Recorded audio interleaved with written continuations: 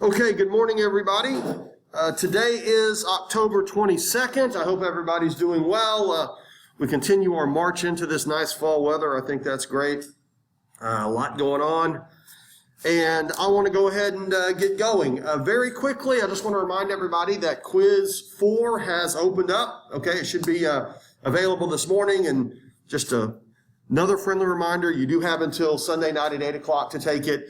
Don't forget also to participate in the discussions in Module 4, Discussion 7 and 8. You have until tomorrow night at 8 o'clock to do those. And so there we have it. Regarding the exams, expect your exams to be listed, your grades to be in Canvas before the end of the day today, okay? Because I'm going to get those finished up. So I'm not passing them back out, but you can see what your grade is, and then if anybody has any questions about their grade or anything like that, certainly, get in touch with me and we'll talk about it. Anyway, moving forward, let's go ahead and get started. When we left off, we had seen continued turmoil in terms of French leadership. Louis the 18th had become king, who was, just pretty average in terms of his ability, but he didn't want to cause any disruption or stir the pot any. He just wanted stability, and he got that, and so the people were willing to tolerate him.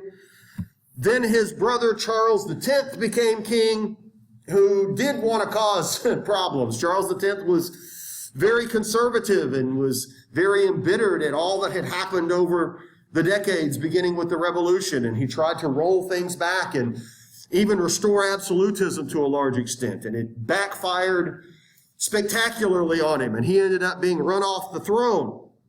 And then we see the emergence of Louis Philippe, the citizen king, a cousin of those guys, who was also in the Bourbon family, who openly embraced constitutional monarchy, openly embraced this new idea of what a king ought to be, believed that the middle classes were the people who would move France forward. And you just have to look at their royal portraits to understand there's a big difference here. The earlier kings dressed all in that fancy Bourbon look that had dated back for generations, but now Louis Philippe dresses as a middle-class bourgeoisie. He's wearing pants, which is just unheard of for a French king to do in a royal portrait. And he's posing with a constitution which was so opposed for so many generations by the Bourbons. And of course, he is willing to go out on the street and meet with ordinary people and take advice from regular citizens. It was unheard of for a king to interact with regular people. That was considered very much beneath the dignity of a king. But in his mind, I'm a man of the people. I work for them. I get my power from them. I want to be this kind of modern leader. And you could say to yourself, well, it sounds like he's a pretty good guy, right? Sounds like the kind of guy who has it together and understands what it would be to be a modern monarch. The problem here, though, is that, like a lot of other bourgeoisie, he did not really believe that the working classes, the people who were beneath the bourgeoisie, needed to have much voice in government. He was not really a fan of the industrial workers voting, for example. He wasn't really a big fan of power in government being shared with those that he would consider to be not very sophisticated, not very intelligent. Now, he would argue that that opportunity ought to be there for them if they work their way up, right? If you start off poor, if you start off down here, and you put effort into it, and you improve yourself, and you end up literate and educated and all of that later on in life, well, he would say, well, of course that means you should be brought into the government. But it's something that you have to earn. It's, the franchise is something that should not simply be given to you simply because you're born. And that led to a lot of criticism. And over the years, the working classes quit supporting him. The working classes came to see him as somebody who wasn't really working with them. And all he surrounded himself with were these other wealthy middle-class people who had plenty of ideas on how we can keep those factories prosperous. And a big part of that is keeping the workers underpaid. You get where I'm coming from, right? Y'all can see how that's going to create an issue. By the 1840s, his popularity was waning. The French people don't want more revolution, though. If you think about it, it just seems like every generation we keep overthrowing our government. We keep causing problems. And really, stability is what a lot of French people want. And there's a lot of debate as France becomes an industrial nation over how much power these industrial workers really ought to have. And that's when, in the mid-1840s, once again, we begin to see turmoil. You see, Mother Nature doesn't care about any of this at all. And ask anyone who is involved in agriculture, they will tell you, any farmer will say, sometimes we have good years and sometimes we have bad years, right? Sometimes the crops are abundant, sometimes the rain just doesn't fall when it needs to, and we just don't get the cooperation from Mother Nature.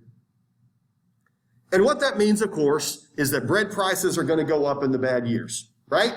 If the grain just doesn't grow very abundantly this year, you're going to pay more money for bread. It's just that simple. And as we already know, those workers in the city aren't getting paid very well, very well at all, are they? Bread is already expensive for them. Mom and dad and the kids and everybody in the family, they're working 12 hours a day just to be able to scrape by. So if bread prices go up, and we've seen this one before in France, haven't we? We're going to have problems. Well, that's exactly what happened. In 1846, the harvest was bad. There's just no other way to put it. It wasn't, famine level bad, but, the grain just didn't grow the way it should. It's the way it works. Food prices go up. Spending on everything else goes down because now people are spending all of their money on bread.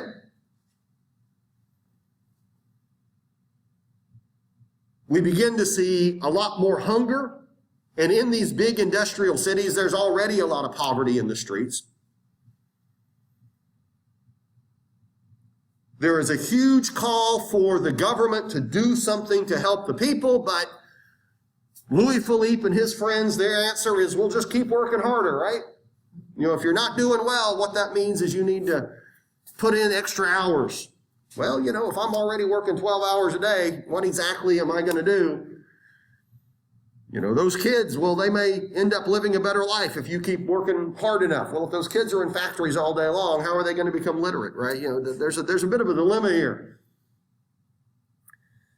And of course, we start to see protests in the street. And when the French start to protest, boy, things get fun.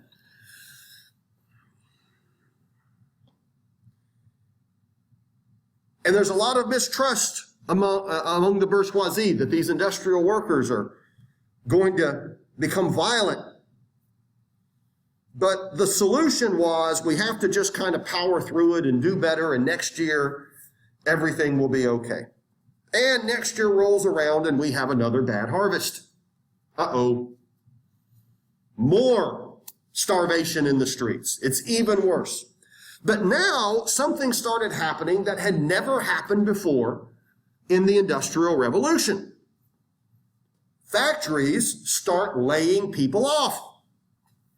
You see, we've always grown. We keep building more and more factories, right? More and more industrial goods are being produced. And so there's always an abundance of jobs for the industrial workers, as long as they're willing to tolerate everything that comes with it. But now all of a sudden, people are not buying the products that these factories are making. And the bottom line is looking bad. They're losing money. So factories, instead of hiring people, now start laying off workers. And they start shutting down. And those people with bread prices through the roof, well, man, they're in trouble. Because now they don't have work and food is more expensive. Never happened before with industry that factories had to do that sort of thing. There was no plan by the French government to deal with this. Louis Philippe didn't have a solution. for feeding thousands and thousands of industrial families that are now facing starvation. And remember, he's already not particularly popular among them. Should have just gave him a stimulus check. Yeah, give him a stimulus check, right? Yeah, just print off more money. That'll work, right? Yeah.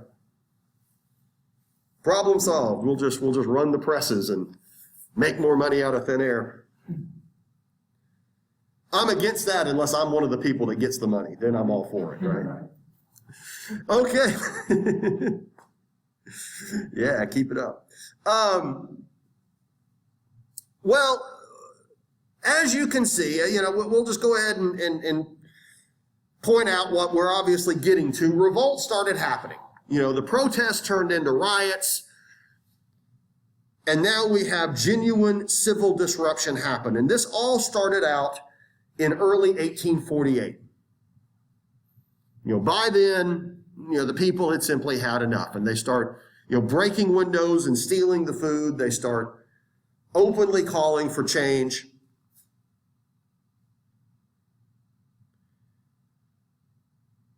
By June, Paris was in utter chaos. Here's propaganda for Louis Philippe. This was early when he came to the throne, waving the French flag, looking all awesome on the horse. Here is June of 1848. Everything is broken and everybody's angry and protests are happening. And I've got something interesting to show you here in a minute. Well, a crowd organized started marching on Versailles in June. Thousands of these industrial families were going to go see the king and demand he do something. And when they showed up, he was gone. He got out of Dodge because he knew what could very well happen to him if he were there. So Louis Philippe abdicates, and once again, we don't know what's next. But here's where it gets even more interesting. A provisional government is put in place. The provisional government sends in soldiers to put down the riots in Paris, and of course the soldiers join the rioters because they're just as hungry as everybody else, and those are their families. And the riots don't stop. It was thought, well, once the king abdicates and we put a provisional government in place, everything will calm down. But the workers didn't care who was in charge. The workers were not interested in whether we have one king or another king. They wanted food. They wanted economic relief. And so throughout the summer of 1848, Paris continued to have these civil unrests. By some accounts, 1,500 people were killed in riots as the entire French government was just dysfunctional. And here's what's cool to show you. We now actually have real pictures. By 1848, we start to see photography become a thing. And so we now have actual pictures to show you instead of paintings, which I think is pretty neat. Now, I want you to look here, and you'll notice these are barricades in the streets, right? Because when the soldiers come in, they want to barricade the streets and, fight back against the soldiers. And so the Parisians are very good at doing that sort of thing. The street barricades had dated all the way back to the French Revolution. They were put in place in 1830. And if you've ever seen Les Miserables, right, do you hear the people sing? Right, that's what's going on right here. Well, in November, cutting to the chase, France was declared a republic. The provisional government concluded, we're not going to bring back the Bourbons. They're gone. We're done with this whole king nonsense. We will be a republic.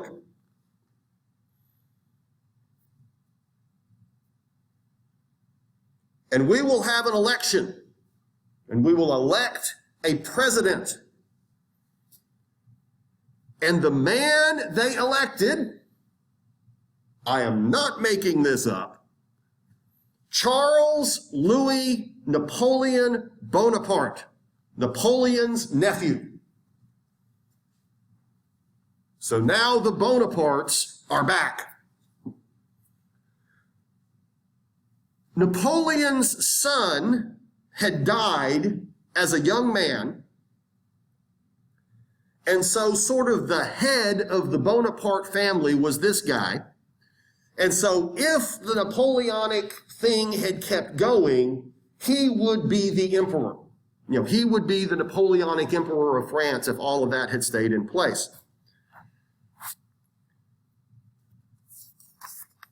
He had spent his youth engaged in all sorts of kind of crazy activities, always trying to find a way to come to power in France. There had always been a group of French people that still supported the idea of the Bonapartes in charge. He had a strong tie to Italy, and he was and write this one down, he was a supporter of Italian unification in his youth. He had belonged to Italian societies that called for a unity within Italy and the creation of one Italian state. And he was, by all accounts, highly intelligent and very capable, I suppose.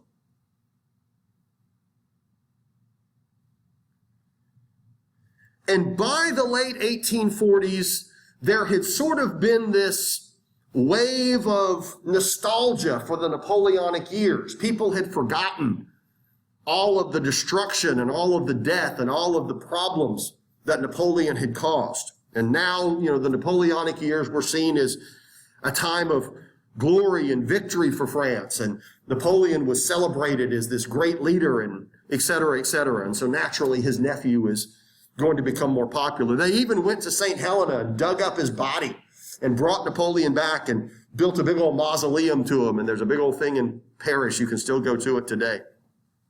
And his body is in this huge, stone sarcophagus, and there you go. And it's kind of funny because when you go in, I haven't been there, but this is what I've heard and I've seen the pictures. You go in and Napoleon's body is down there. It's like a big pit. And then you have to lean over a balustrade to look down at Napoleon's coffin. And they say that the reason you do that is because it forces you to bow before him. You have to bow in order to see Napoleon. That's how they designed it. So anyway, with all of this nostalgia going on and all of the chaos, Napoleon's nephew was able to exploit this to his advantage. And we'll go ahead and fast forward to what we see next. Over the next 4 years, he was popular. He was seen as somebody who led France pretty well. And so after his 4-year term was supposed to expire, a movement was to just go ahead and make him emperor. Bring back the title and turn him into emperor. And sure enough, that's what they did. The Bonapartes are once again ruling France, and he will be known as Louis Napoleon, or Napoleon III, with Napoleon's son being Napoleon II. And he will be the emperor of France for about the next 20 years.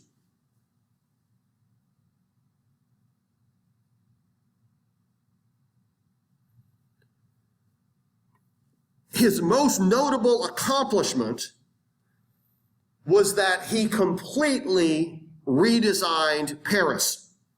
The entire city was more or less ripped down and rebuilt.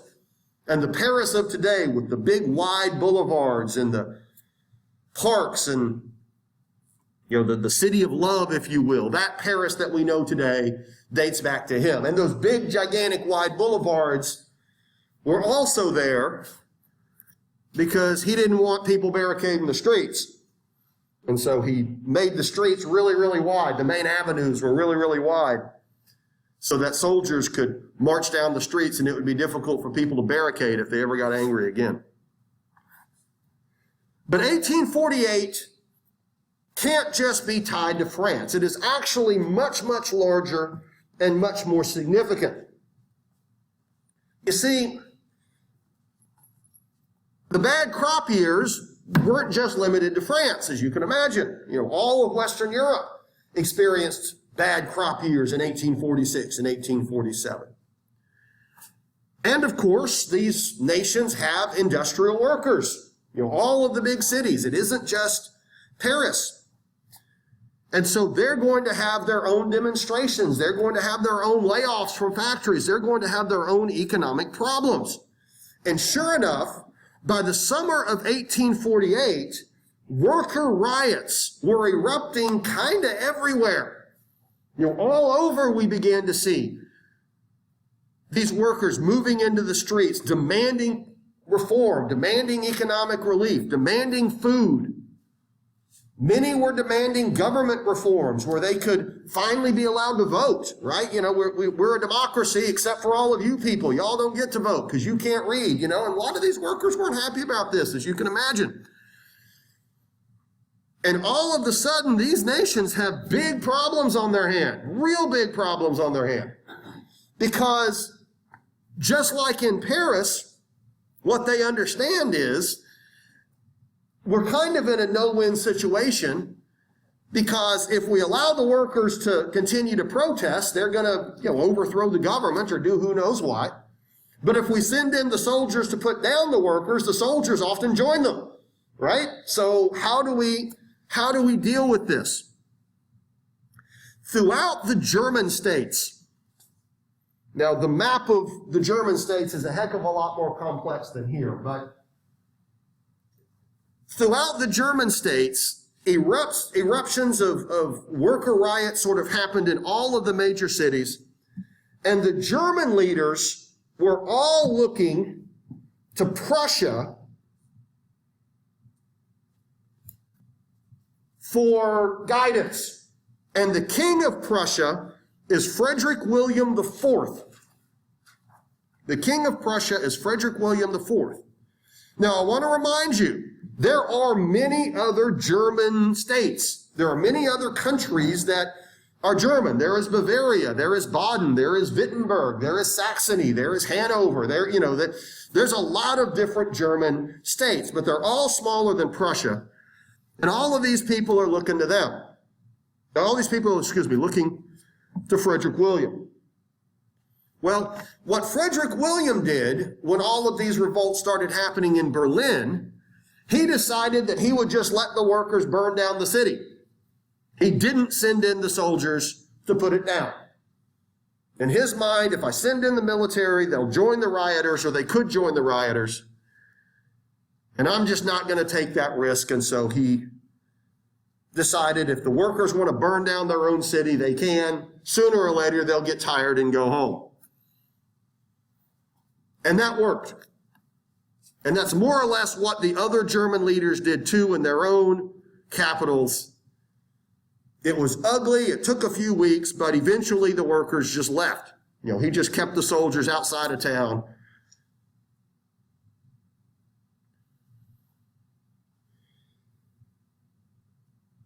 But then the question arises, what kind of revolts were these?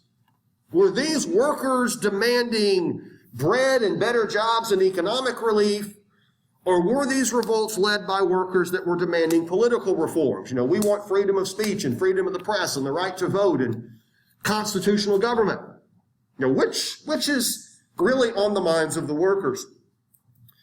Well, when it was all said and done in the fall of 1848, the various liberal Germans got together and held a meeting and concluded that Germany should be unified. Remember nationalism, right? Every ethnic group should get to rule itself, and there's no reason why Germany should be carved into all these little bitty countries. All of the German people are German. They speak German, they act German, they are German.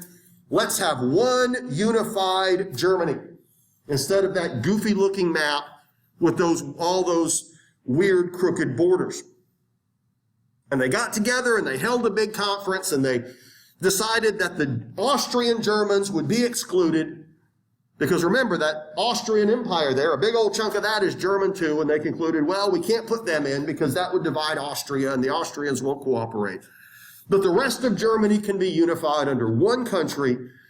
It will be stronger, it will be better, it will reflect the nationalism that we support.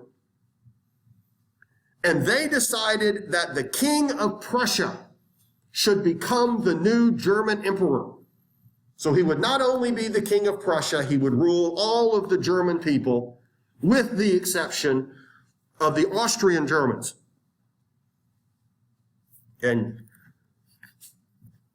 Frederick William was, again, he was seen as a talented leader.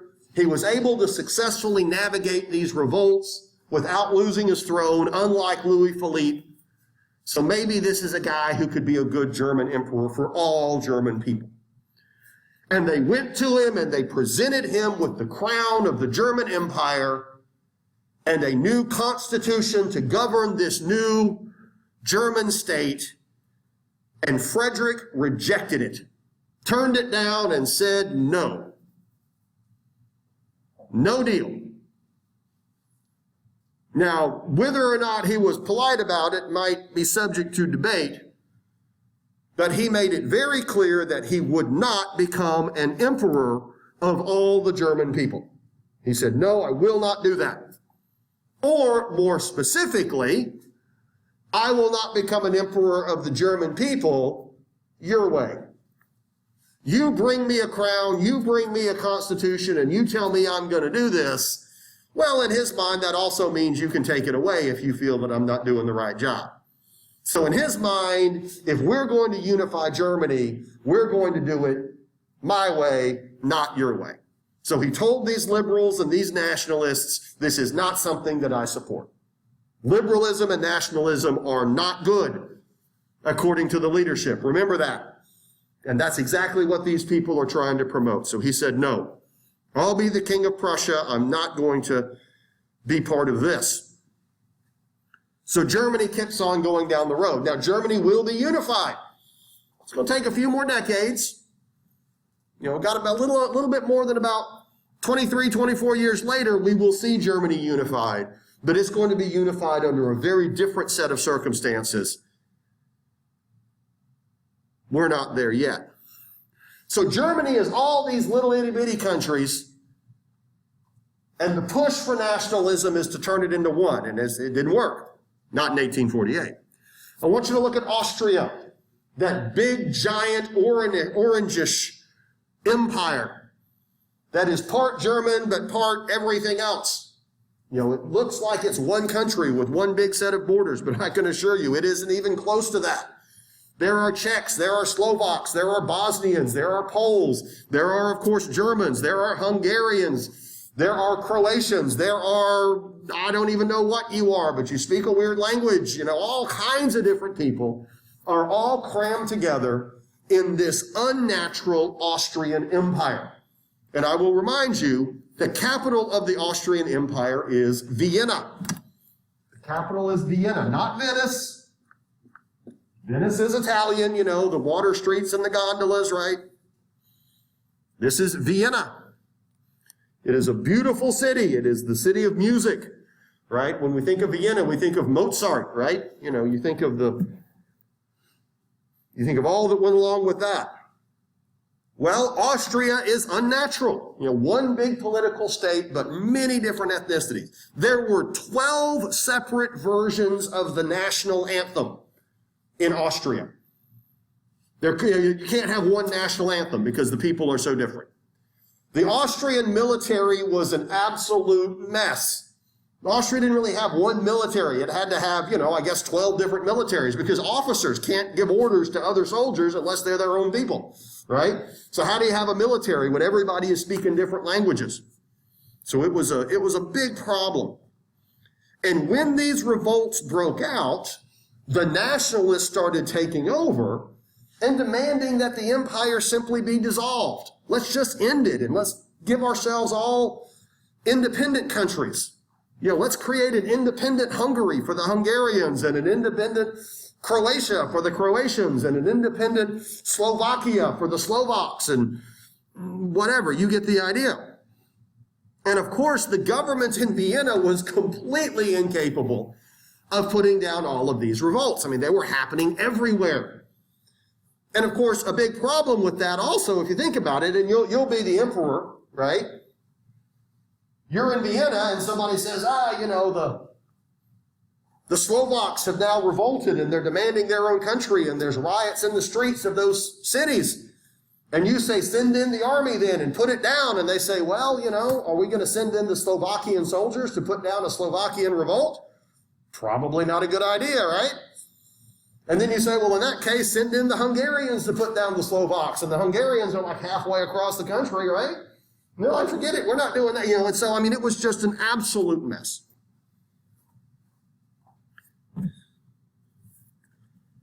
Fortunately, across the border in Russia, the Tsar understood that this could spread into his country. And so the Russian army went into Austria and put down these revolts. And the one that was really kind of bad and took a while to put down was Hungary. The Hungarians were the ones that were causing a big problem, because Hungary is a big section of the Austrian Empire, and the Hungarians do have a very unique national identity. And an awful lot of them were wondering, why is Vienna our capital? Why is this German Habsburg our ruler when we don't have anything to do with the German people? So the Tsar did the Austrians a favor. He sent in his army. He suppressed the revolt. But another change was made. Another change was made. The emperor at the time was disabled. Mentally and physically, he was legitimately disabled. Nobody pretended that he wasn't. And he had advisors sort of rule for him. He was a figurehead simply because there was no other role for him to play. And when all of this was put down, it became very obvious that we can't have this. If we're going to have an emperor rule this very complicated empire, we got to have a guy on the throne that is actually capable of being an emperor. And so within the Habsburg family was 18-year-old Franz Joseph. And Franz Joseph was talented and capable, well-respected. The only thing that he didn't have going for him was the fact that he was only 18 years old. And so, he's pretty young to be taking over such an important job. But he insisted that he was up to it. And so the emperor was quietly retired, and Franz Joseph became the new emperor of Austria. Franz Joseph became the new emperor of Austria, this big, very eclectic, complicated country with all kinds of complicated ethnic issues. And as you can see from my date that I put there, Franz Joseph is going to rule Austria until 1916. He is going to be on the throne in Vienna for decades, just absolutely decades. He is deeply respected. Even the non-Germans within the empire think highly of him. Nobody questioned his capabilities as a ruler. But to a large extent, the empire was sort of glued together through loyalty to him. And the big question is, what's going to happen whenever he finally goes away? What's going to happen whenever he dies? Because all of these ethnic groups in Austria don't really want to be in the empire anymore. They want to be their own country. The Hungarians want Hungary again, and the Czechs and the Slovaks and the Croatians and everybody else wants their own.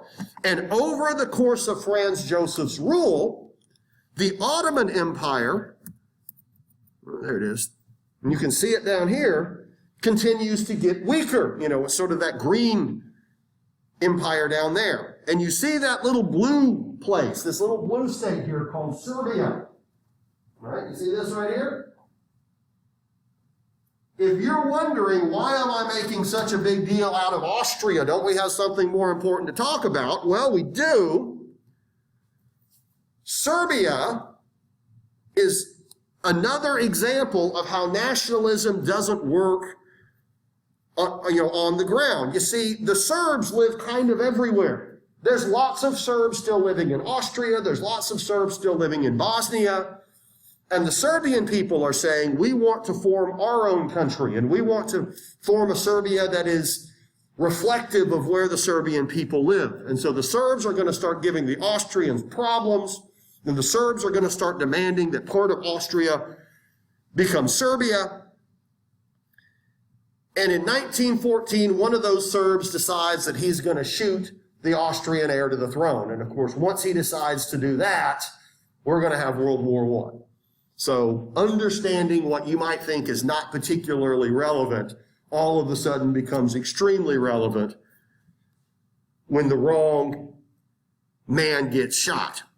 And so this call for nationalism in Central and Southeastern Europe, this is going to be an issue. But in 1848, Franz Joseph is the savior of Austria.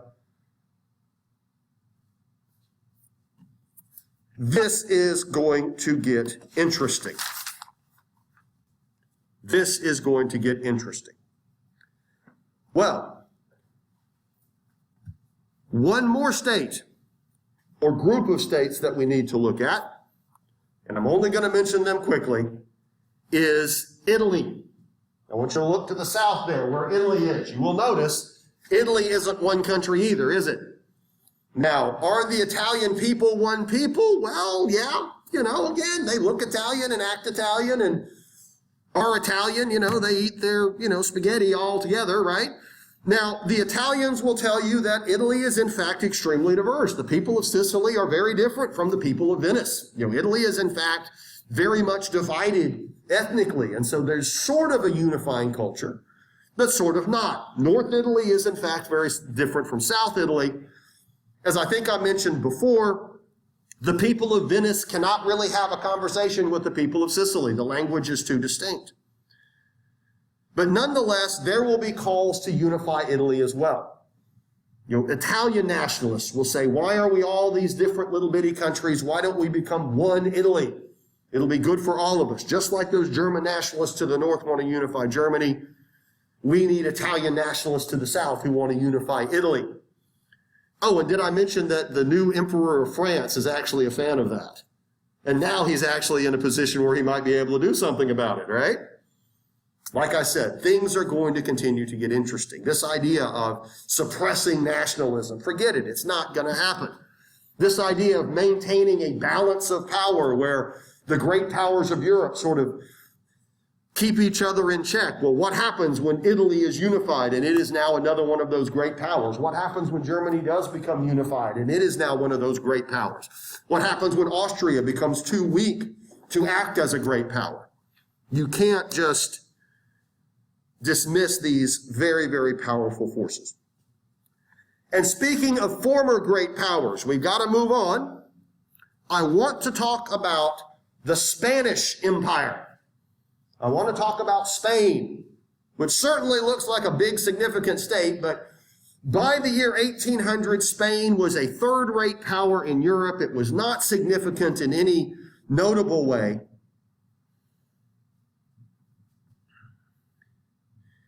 Spain at one time, as we know, had an enormously influential and powerful empire in the New World. It stretched from basically the American Southwest all the way down to the south of South America. The Spanish Empire had been huge. But of course, by this point, there's just not a lot of strength. And independence movements are emerging all throughout the Western Hemisphere. We know that in 1776, the American people declared their independence from Britain and ended up getting it. And based on that, there is going to be a big push within the Spanish colonies to break away and form independent nations, to follow America's lead and kick the Europeans out. And in this case, it's kicking the Spanish out. And there are a couple of leaders that are going to emerge that push for this. One is the guy in blue there. I don't have his name written down. I should. He is Jose de San Martin, which obviously I'm not pronouncing correctly.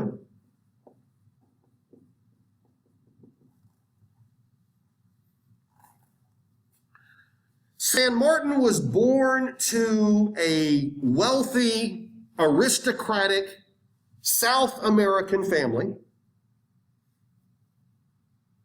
He was from the New World, but he was part of the elite sort of 1%. And as he became older, he joined these independence movements.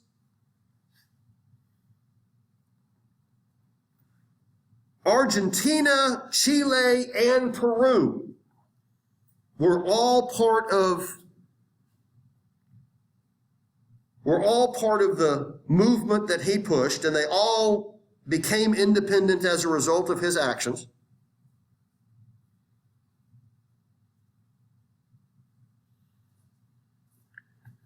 To the north, another aristocratic South American was Simon Bolivar. And Simon Bolivar has been nicknamed the George Washington of South America. He was also born into a very wealthy, elite South American family. But once he became older, he decided that he was going to join the other side, if you will.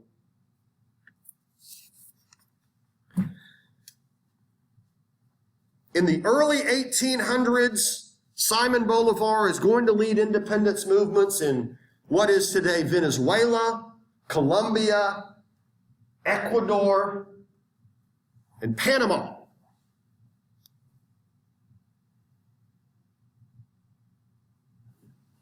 And they think of him the same way we think of George Washington here, the great man who led them to independence. Now, it's not quite as simple as I'm making it out, though, because at the time, the modern borders of South America did not exist. You see, Bolivar was a big fan of George Washington. He looked at George Washington from just a few years earlier and said, I want to be like him, breaking away from the mother country, the colonial people becoming their own state. And hang on just a second.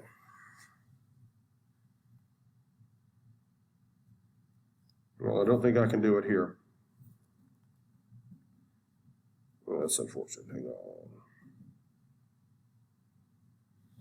Yeah, I don't have a map of this. I'll have to do that later. What he wanted to do was create a United States in South America. And he wanted to create a country that stretched from Venezuela to Ecuador, and he called it Gran Colombia.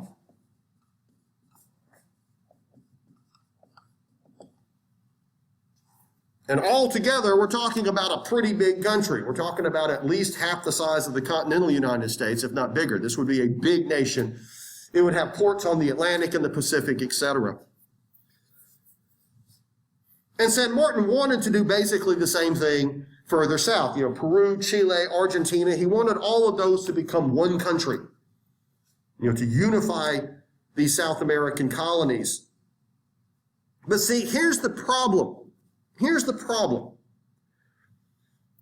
Spain had never built any type of real middle class in South America. Spain had used South America to extract gold and grow sugar. That was what Spain did with South America. And so when it really got down to it, 99% of the population were illiterate peasants, and 1% of the population were sort of these very highly rich elites that ruled these colonies in the name of the crown. Are y'all following me?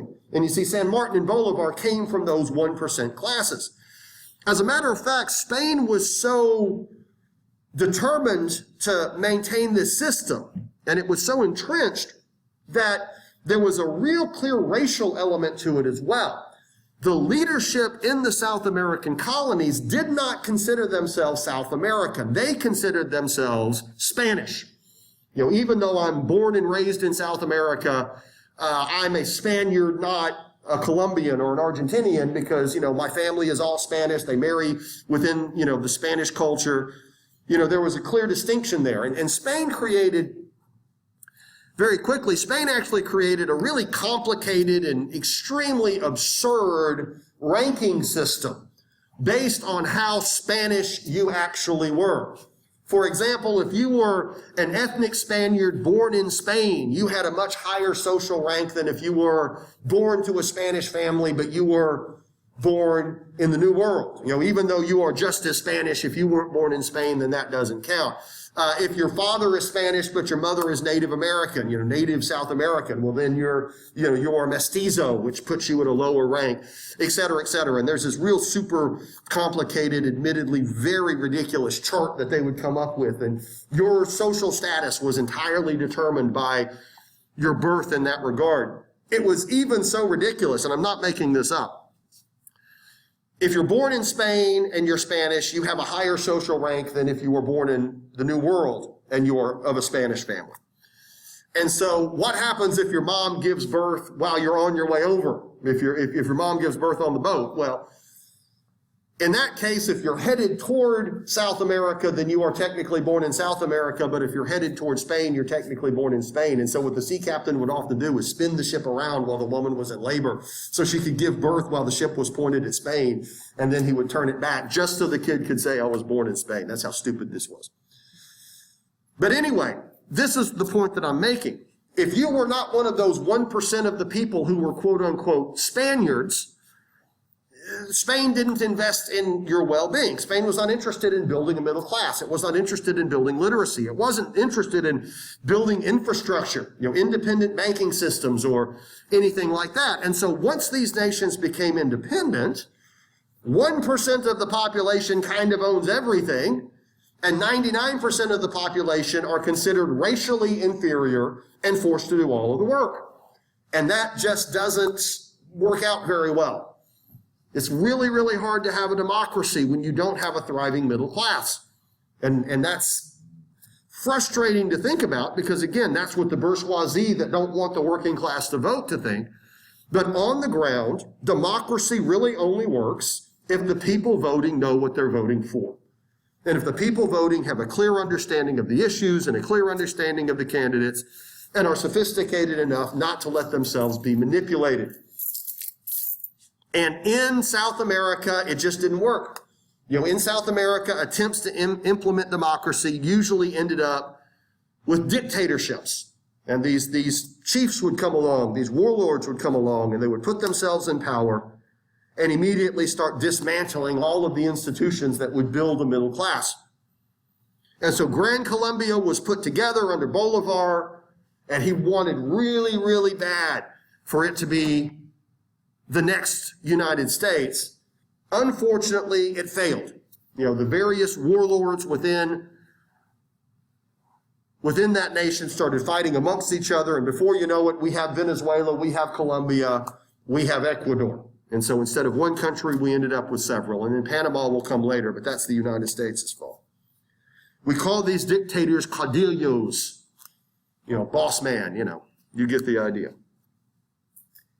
In 1810, Mexico will declare independence. In 1810, Mexico becomes an independent country.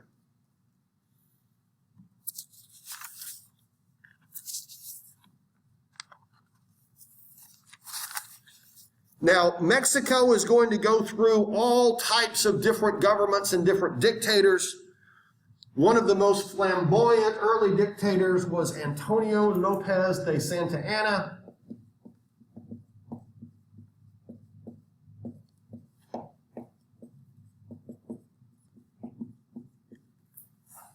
He will take power in Mexico in 1829 and rule until 1852.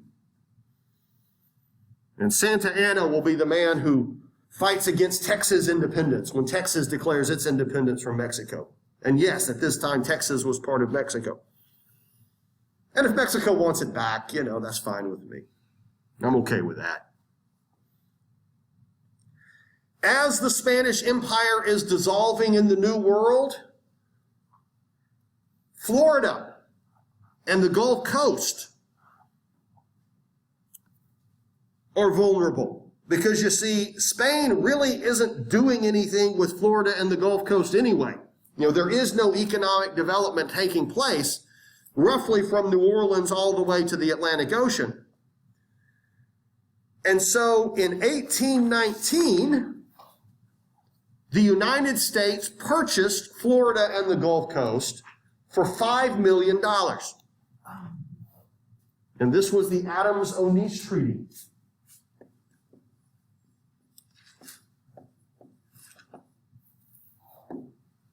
The Adams-Onis Treaty in 1819.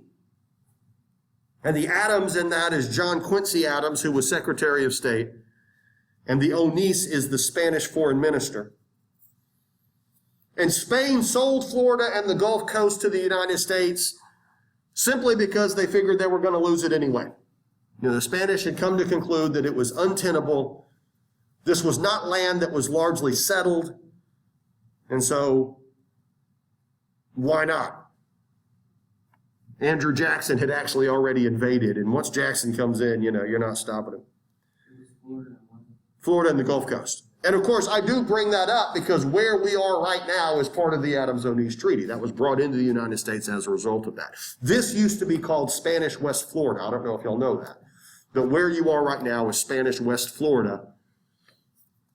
And if you go up toward Hattiesburg, if you take 49 north, I don't know, about 20, 30 miles up the road, something like that, there's a marker, that shows the border of where Spanish West Florida used to be. And so you're stepping from there into the United States up until 1819. And then of course, Mississippi and Alabama will become states, giving both access to the Gulf. But they decided to keep New Orleans and Louisiana separate. The logic being there's Mobile Bay, and so we're going to carve out that little piece of the Gulf so Alabama can have access to the Gulf of Mexico and Mobile Bay, and then Biloxi Bay would be for Mississippi, and then New Orleans would be for Louisiana. So that was the idea whenever they sat down and carved it out. They wanted to make sure that each state had Gulf access and a nice bay that they could move the boats into.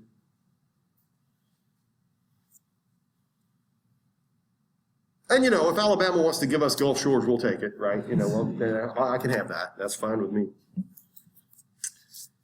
Moving on, in 1822, the United States decides that it's going to flex a little muscle on all of this, as all of these Spanish colonies are now becoming independent countries, even if they don't get along the way they should, and there's a lot of turmoil there, they are nonetheless their own nations. The United States was deeply concerned that Britain would largely come in and try to recolonize these weak former Spanish states. And of course, the United States had just gotten through fighting a second war with Britain, which we call, of course, the War of 1812. And so the United States issued what is known as the Monroe Doctrine. The United States issued a policy. And under the Monroe Doctrine, the United States asserts that it will oppose any further European influence in the Western Hemisphere. The United States now stands against the Europeans coming over to our part of the world and putting their fingers into our business.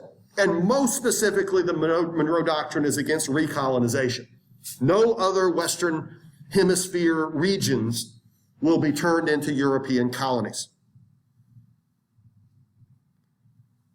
And at that point, the United States officially becomes an anti-colonial nation. We do not support one group of people dominating and ruling over another.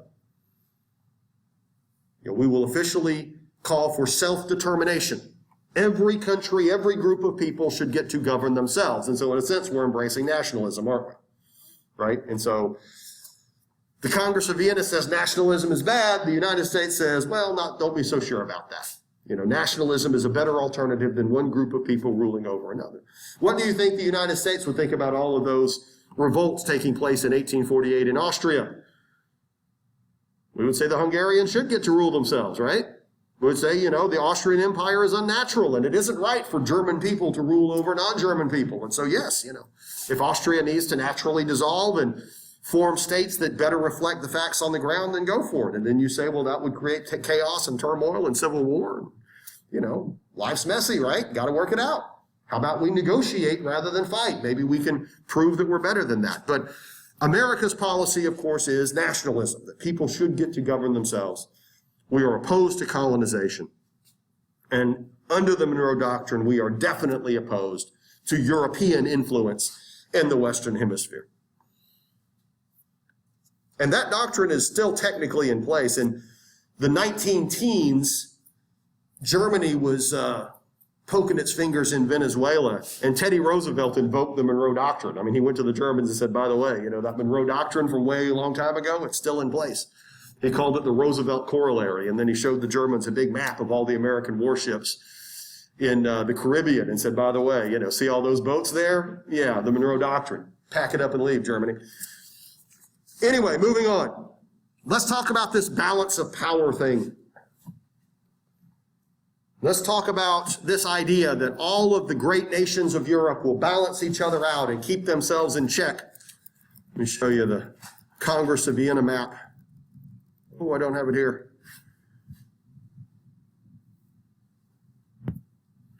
And I do want to show that, so hang on a minute. Civ II, there we go.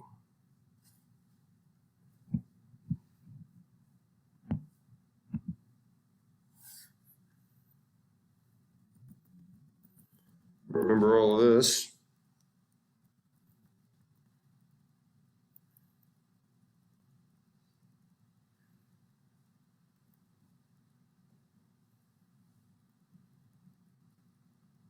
There we go.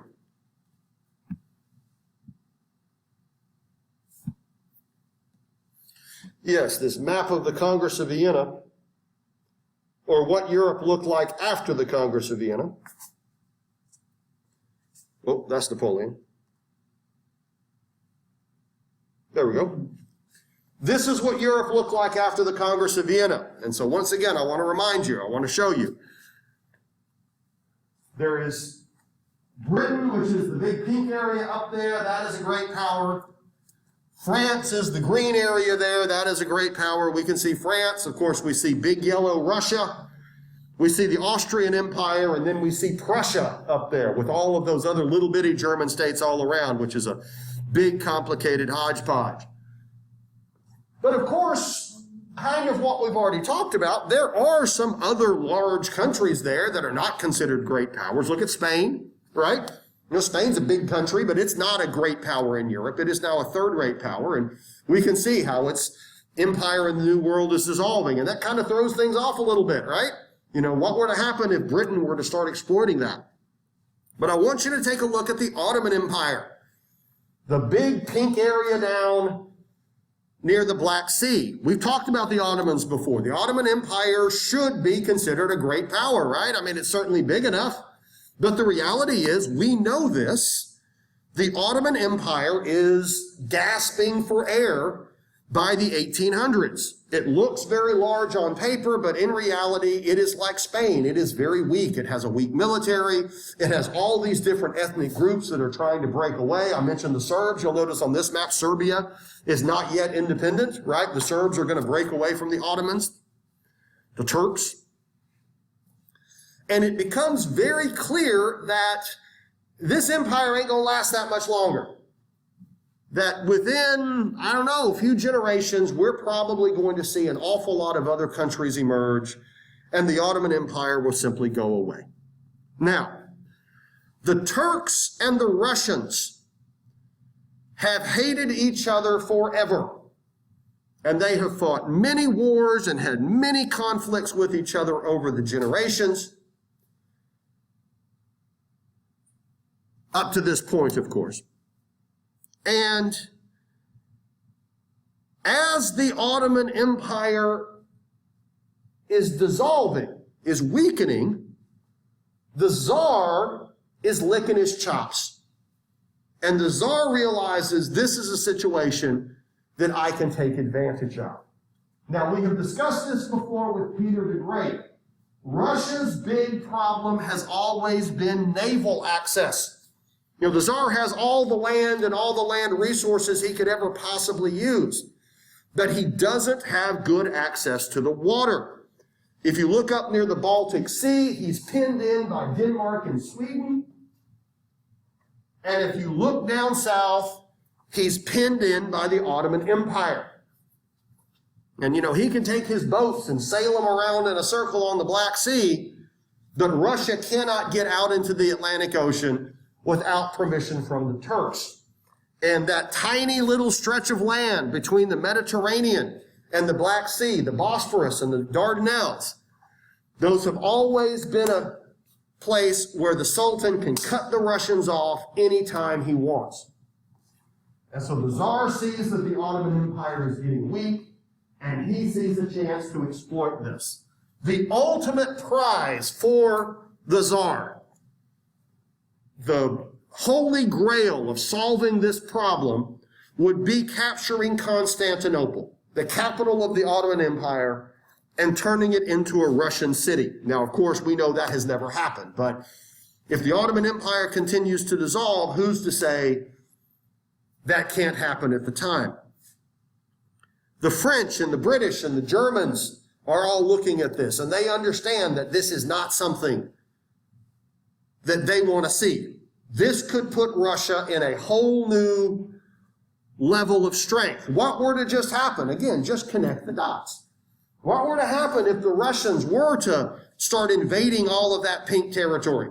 I mean, goodness knows Russia is big enough as it is, right? Just imagine if the Tsar starts adding even more territory to his holdings. That throws the whole balance of power off completely. Constantinople is an important city. It is a strategically critical city for European trade. And putting that in the hands of the Tsar changes everything. Balance of power is deeply disruptive if this happens. Now, I'll ask you this. Are czars used to being bossed around or told what to do? No. Okay, the czar's going to do what he wants to do. Newsflash, leaders of Russia don't take orders from anybody. Okay, that's just kind of the way Russia works. Well, you can see where this is going. We'll go back to the one we had.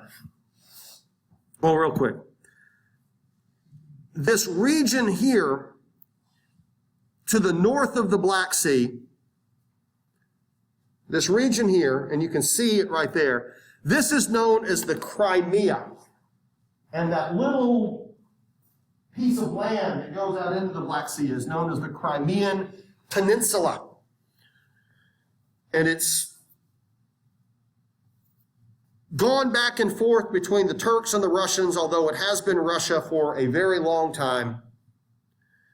Ethnically, the people living there are now Russian. And FYI, just in case you're wondering, you don't have to write this down, but when the Soviet Union dissolved in 1992, the Crimean Peninsula became part of Ukraine, which is an independent country. Ukraine is not Russia. They don't even speak the Russian language. And about 3-4 years ago, I forget when it was, Russia just stole the Crimea. Russia just sent in its army and annexed it. This is ours now, because Russia didn't want the Ukraine to have it anymore. And the United States and everybody else didn't do anything about it, because trying to stop Russia from taking the Crimea would have almost certainly led to a military conflict. And since historically speaking, the Crimea has been Russian, nobody was willing to step in and stop them from doing it. But that Russian aggression in the Black Sea is a modern phenomenon as well. But anyway, getting to the point,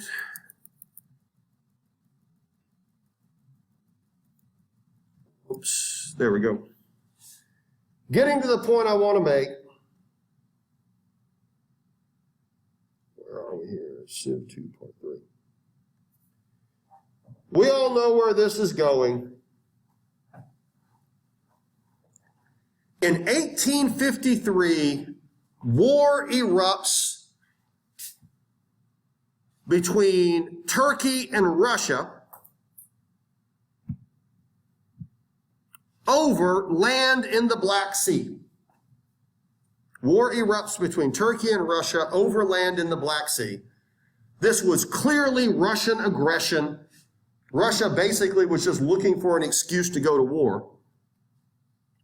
And this will be a war we call the Crimean War.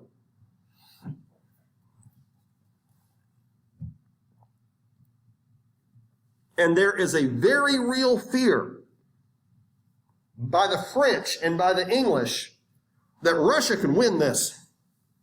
You know, the Ottoman Empire is, again, it's very weak. And it's very reasonable to think that the Russians can do this, that they can pull this off. And if Russia defeats the Ottoman Empire, Russia really could be in a position to dismantle it. You know, Russia could be in a position to take Constantinople. The entire balance of power gets thrown off. That is not what we agreed at the Congress of Vienna. That is opening the door for all types of future conflict. And so Britain and France declared war on Russia to stop them. Britain and France declared war on Russia. We're going to put an end to this. This is Russian aggression, and it cannot stand.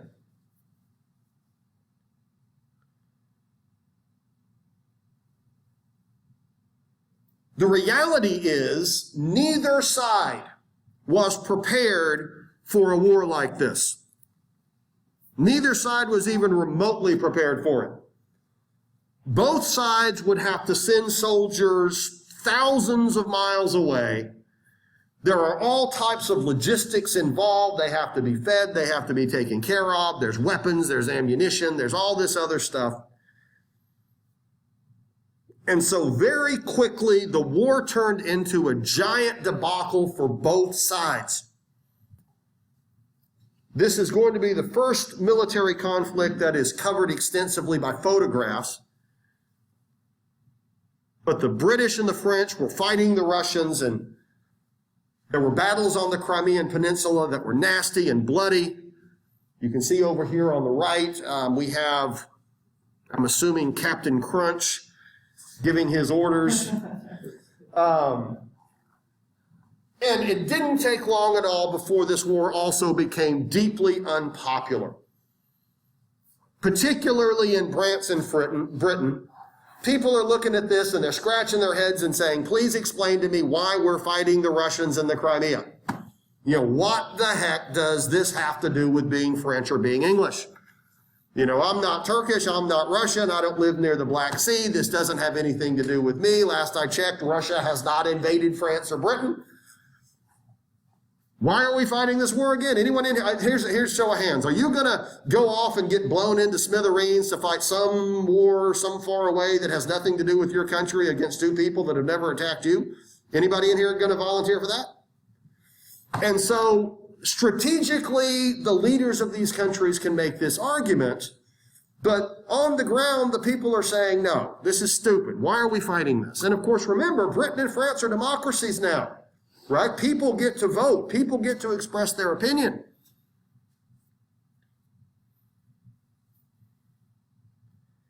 Now, to jump to the chase,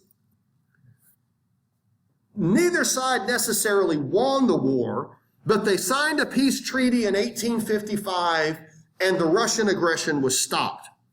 And so in a sense, Russia lost simply because Russia wasn't allowed to achieve its goals. But Russia was nowhere close to being militarily defeated. You know, the Tsar has a bazillion men that he can send into the field if he wants. It was just not worth it. What Russia didn't calculate was how difficult it would be to get the men all the way down there to the Crimea. Russia doesn't have a lot of railroads. We talked about that before, right? And so the logistics of taking care of the Russian army turned out to be far more difficult than the leadership in St. Petersburg concluded. And the same thing was with the British and the French. You know, getting the soldiers there and taking care of them and being able to have effective armies in the field was the real problem. And let's be honest, that's probably a good thing, because if they could have gotten millions of men into the field, they would have sent millions of men into the field, right? So maybe it's good that they couldn't get them there. Unfortunately, in World War I, they could get them there, and so we ended up with millions dead. One good thing to come from the war, well, I won't mention that this time. We're going to leave because I got to get this thing uploaded, as always, so we got to take it off a little early. Anyway, we're going to talk about the one positive, but that'll come. Oh, wait a second. We won't be able to talk about it because we're starting Module 5. So I'm going to mention this right now. I'm going to go ahead and mention this right now. During the war, we see the emergence of modern nursing. A woman by the name of Florence Nightingale served with the British Army. And this is horrible to think about. This is just nasty. But war is nasty. That's the lesson.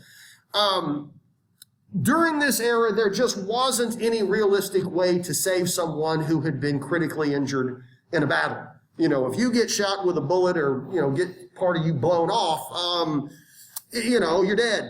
That's all there is to it. And obviously, a lot of times you don't die right away. You could linger for days on end and wounds can become infected. And the treatment of battlefield casualties was pretty horrible. Frequently what would happen is if a battle ended, the winning side would just simply go across the battlefield and put a bullet in the head of every single person that was wounded right then and there, friend or foe. And the reason was because you can either die a slow, grueling death or you can die quickly. We can lights out right now. And so that was considered to be more humane. And of course, the men that they would drag to these ragged field hospitals, they were field hospitals in name only. And what Nightingale did, she was a scientist. This is the scientific revolution, and she was the first person to actually do data analytics. And what she was able to demonstrate is that clean conditions and actually treating battlefield casualties in sanitary field hospitals improved survival rates. And she was the first person to demonstrate that more men are dying from disease than from battlefield injuries. More men are getting sick and dying than are dying from the bullets and the cannonballs. And so she went to Parliament and she presented this data, and she did the first infographics. You see the pie charts with the different percentages. And she made the argument, we need to take care of battlefield injuries, and we need to keep men in the field healthy. And sanitation is the key to it. Clean facilities, proper care will make a very big difference, not only in survival rates, but also in the success of the military, because less soldiers will be sick.